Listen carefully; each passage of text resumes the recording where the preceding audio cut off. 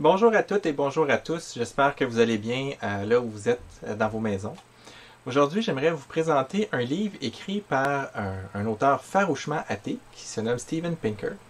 Il est psychologue et linguiste de formation. C'est quelqu'un qui a grandi ici à Montréal, qui étudiait à McGill, qui est allé parfaire sa formation aux États-Unis, puis qui travaille maintenant à Harvard. Euh, il a été un des premiers à donner un support concret à l'hypothèse d'un autre grand linguiste du 21e siècle, du 20e, 21e siècle, Noam Chomsky, sur la thèse selon laquelle le langage est acquis. Le livre en question, c'est celui-ci, The Blank Slate. C'est aux éditions Penguin Books. Ça date de 2002. C'est quand même assez vieux. Il y a une traduction française aussi, Comprendre la nature humaine, aux éditions Odile Jacob. Qu'est-ce qu'il y a dans ce livre qui m'amène à vouloir vous en parler? C'est que Pinker démontre dans ce livre-là à quel point les conceptions de la nature humaine qui circulent non seulement dans le monde populaire, mais aussi dans les lieux de recherche, sont en fait pas du tout fondées sur les évidences qui sont autour de nous. En général, dans le champ des sciences sociales, on maintient l'idée que les capacités, les caractéristiques, les comportements des gens sont influencés pratiquement uniquement par le milieu, par l'environnement, par le contexte social. Donc, des parents aimants vont produire des enfants qui ont confiance en eux, des parents qui sont sainement autoritaires, sans être trop permissifs ou être trop sévères, vont produire des enfants qui se comportent bien. Et des parents qui discutent beaucoup avec leurs enfants vont produire des enfants qui ont de bonnes habiletés de langage et qui sont capables de bien s'exprimer. Ça semble être évident, mais en même temps, personne n'ose poser la question, même parmi la recherche, se demander est-ce que c'est pas la génétique qui est le plus grand facteur là-dedans? Est-ce que c'est pas les gènes de parents aimants, sainement autoritaires et qui aiment dialoguer, passer à leurs enfants, qui vont produire des enfants avec confiance en eux, une bonne maîtrise de soi et la capacité de s'exprimer?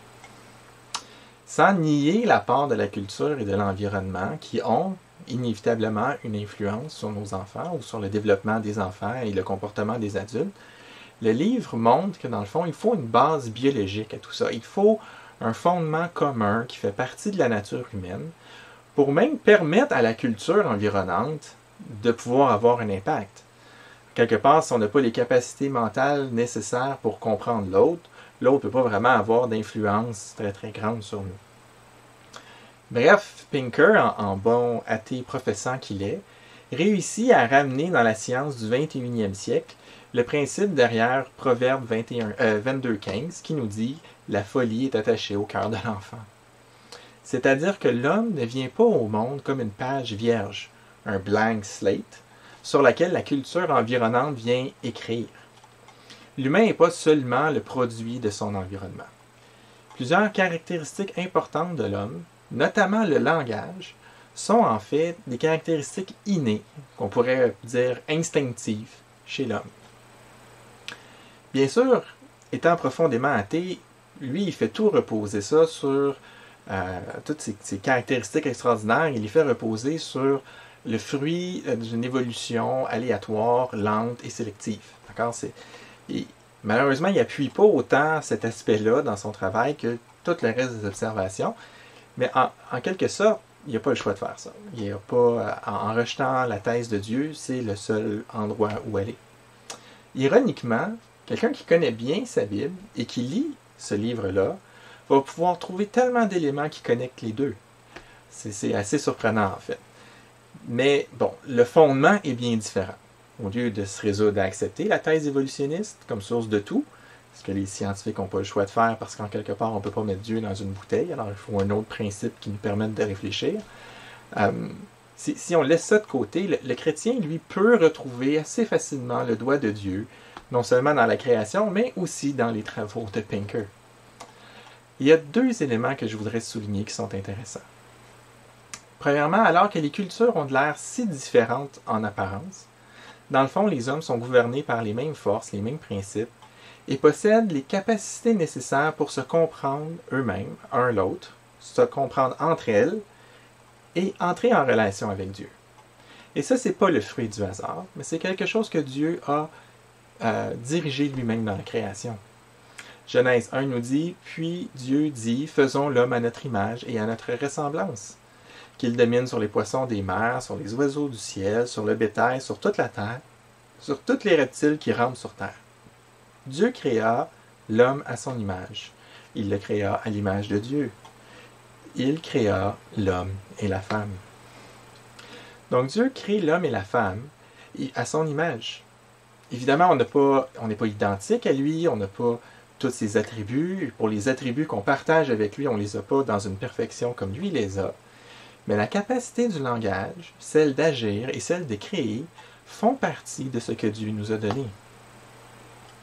Quelque chose d'intéressant, dans le psaume 8, on lit « Par la bouche des enfants et des nourrissons, tu as fondé ta gloire pour confondre tes adversaires, pour réduire au silence l'ennemi, l'homme avide de vengeance. » Ce passage est cité par Jésus en Matthieu 21. Je vous invite à aller voir, lorsque les chefs religieux lui reprochent que les enfants autour de lui crient, chantent des merveilles à propos de Jésus, avec du langage très fort. Puis là, les chefs sont outrés, puis ils demandent à Jésus, voyons, ça ne te dérange pas qu'ils disent tout ça, puis Jésus leur cite ce psaume-là. C'est vraiment intéressant que Dieu nous a donné, dans son dessein original, à l'origine de tout, il a créé l'homme avec la capacité de lui exprimer des louanges. Notre langage, par lequel on est capable de nous exprimer au quotidien, passe-moi le beurre, passe-moi le sel, arrête de taper ton frère, ce genre de trucs-là, nous donne également accès à la personne de Dieu. Non seulement pour que lui puisse nous dévoiler qui il est, mais également pour qu'on puisse lui répondre et lui dire qu'est-ce que ça produit en nous, le fait de le connaître. Le langage au sens large, la capacité de s'exprimer de différentes façons, que ce soit par écrit, en parole, avec des signes, avec les mathématiques, avec la musique, avec l'art, peu importe, c'est une capacité exceptionnelle et c'est loin d'être toute la création qui a accès à ça. Je veux dire merci au Seigneur pour le don du langage. Il y a un autre élément sur lequel Pinker et la Bible s'accordent, c'est que faire le mal n'est pas quelque chose que l'on apprend aux enfants. C'est pas quelque chose que nos sociétés inculquent aux hommes. On n'a pas besoin. Ça, c'était la thèse de Rousseau, mais il n'y a pas d'évidence de ça, bien au contraire. Mais c'est à peu près ici que va s'arrêter l'accord entre Pinker et la Bible. Selon Pinker, à mon avis, il y a plus d'accord entre les deux que lui, il croit, mais disons qu'avec son aversion pour les Écritures, il n'est pas tenté d'en trouver plusieurs. Mais la solution au problème du mal, évidemment, va commencer à différer. Mais c'est très encourageant de voir que tant de choses sont innées, particulièrement si on pense à notre rôle de témoin de Jésus. Dans le livre de l'Ecclésiaste, oui, encore lui, on trouve au chapitre 7, « La sagesse rendra le sage plus fort que 10 chefs présents dans une ville. Non, il n'y a sur terre aucun homme juste qui fasse le bien et qui ne pêche jamais. Ne fais donc pas attention à toutes les paroles prononcées, ainsi tu n'entendras pas ton serviteur te maudire. En effet, tu le sais dans ton cœur, bien des fois, tu as toi-même maudit les autres. » L'avertissement ici est de ne pas trop porter attention, de ne pas trop tenir compte des paroles qu'on entend, parce que nous-mêmes, on a déjà méprisé quelqu'un. La base de cet avertissement est un appel à une expérience commune.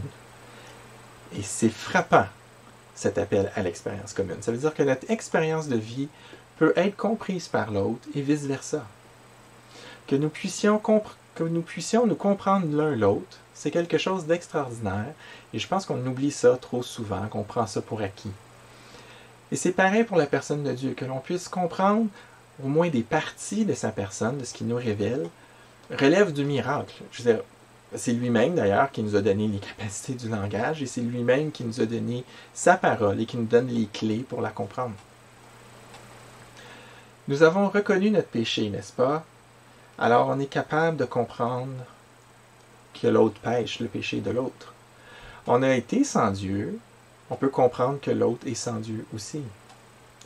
D'ailleurs, le texte qu'on vient de lire nous dit que il n'y a personne qui ne commet pas de péché. Le péché est partout. Il est inné. C'est inclus en nous. Il n'est pas appris. Mais heureusement, Jésus, lui, nous a ouvert la voie en payant de sa vie. Romains 6 nous dit « Christ est mort, et c'est pour le péché qu'il est mort une fois pour toutes. Maintenant qu'il est vivant, c'est pour Dieu qu'il vit. » C'est donc possible de vivre avec Dieu, et c'est ce qu'ont tous les véritables chrétiens, ceux qui ont reconnu que sans l'œuvre de Jésus à la croix, pour eux, pour le pardon de leurs péchés, il n'y aurait ni amour pour Dieu, ni pardon possible pour leurs péchés. Cette expérience de la vie chrétienne n'est pas commune à tous les hommes, mais elle pourra être comprise par l'autre, par la puissance du langage, notre témoignage et bien sûr l'œuvre du Saint-Esprit. Alors je vous encourage à aller vers l'autre, simplement comme allant vers quelqu'un qui vous ressemble. Au-delà des cultures, au-delà de l'âge, au-delà des apparences, essayez de prendre le langage le plus simple, celui de votre vécu. C'est le langage qui sera le plus accessible pour montrer à l'autre qui vous étiez, qui vous êtes maintenant, et surtout qui a produit ce changement si merveilleux à l'intérieur de vous. Sur ce, je vous dis bonne semaine et que le Seigneur vous bénisse.